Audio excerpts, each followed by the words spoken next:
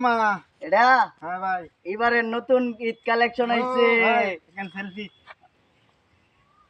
ঠিক আছে ভাই ইয়াল্লা এত সুন্দর জামা পড়তে কিনছো আফ্রিকাতে অর্ডার দিয়ে বানাইলে আইছি এবারে নতুন ঈদ কালেকশন।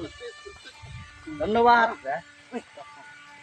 ভাই হ্যাঁ? এত নতুন জামা খুলতে আনছো আফ্রিকাতে এবার নতুন ঈদ কালেকশন ভাই একটা সেলফি তুলি হয়েছে। ধন্যবাদ